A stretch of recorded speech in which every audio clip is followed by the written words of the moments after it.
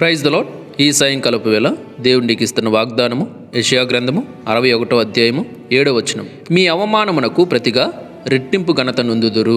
ఈ చిన్ని మాటను మనం ధ్యానించుకున్నట్లయితే చాలామంది చాలా రకాలుగా అవమానించబడుతూ ఉంటారు, చాలా రకాలుగా నిందించబడుతూ ఉంటారు, చాలా రకాలుగా అవమానాలతో కృంగిపోతుంటారు. ఏందో నాకీ అవమానాలు, నాకీ నిందలు, అందరూ నన్ను అవమానిస్తున్నారు, అందరూ నన్ను నిందిస్తున్నారు, అసలు నేనేం చేశాను అని చెప్పేసి అన్నట్టుగా బాధపడుతుంటారు. చూడండి, అవమానమునకు ప్రతిగా రెట్టింపు ఘనత పొందుతారు అని దేవుని వాక్యం స్పష్టంగా చెప్తుంది. ఒకవేళ నన్ను అవమానిస్తారని చెప్పేసి వారి మీద తిరగబడి అవమానాన్ని సహించకుండా మీరు మీ ఇష్టానుసారంగా బిహేవ్ చేసినట్లయితే రెట్టింపు ఘనతను మీరు కోల్పోతారు.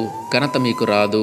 దేవుని వాక్యం చెప్పిన రీతిగా మిమ్మల్ని అవమానిస్తున్నారు, మీరు ఓర్చుకొని దేవుని వైపు చూసినట్లయితే ఖచ్చితంగా మీ అవమానమునకు ప్రతిగా రెట్టింపు ఘనత దేవుడు నీకు ఇస్తాడు. ఎవరైతే మిమ్మల్ని అవమానించారో వారి ముందే నీ తలను పైకెత్తుతాడు ఆయన. Praise the lord.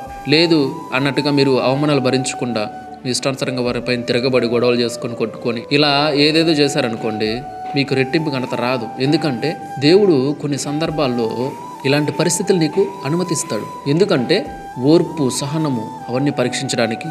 మరి ముఖ్యంగా ఈ నిందల అవమానాలు వచ్చినప్పుడు దేవుని వెంట ఉంటావా లేకపోతే దేవుని విడిచిపెట్టేస్తావా పరీక్షించుకుంటాడు. అలాంటప్పుడు ఆ నిందల అవమానాలను బట్టి ప్రభా పర్లేదు, మీకు స్తోత్రం, మిమ్మల్ని దాటి నన్ను ముట్టేవాడెవడు, మిమ్మల్ని దాటి నన్ను మాట్లాడేవాడెవడు, ఖచ్చితంగా మీరే అనుమతించుంటారు, నాకు అవసరం కాబట్టి అనుమతించారు, ఖచ్చితంగా మీరే తీసేస్తారు, లేకపోతే నాకు రెట్టింపు ఘనతను మీరు ఇస్తారు ఖచ్చితంగా అని చెప్పి నువ్వు ఓపికగా దేవుని వైపు చూడగలిగినట్లయితే ఖచ్చితంగా నువ్వు మీ అవమానమునకు ప్రతిగా రెట్టింపు ఘనతను ఖచ్చితంగా పొందుకుంటావు. Praise the Lord. కాబట్టి అవమానాలు వచ్చినప్పుడు, నిందలు వచ్చినప్పుడు బాధపడద్దండి, నిరాశపడకండి, దేవుని వైపు చూడండి, తండ్రి మీకు స్తోత్రాలు అని. ఖచ్చితంగా మీ అవమానమునకు ప్రతిగా రెట్టింపు ఘనత ఆయన మీకు ఇస్తాడు. Praise the lord.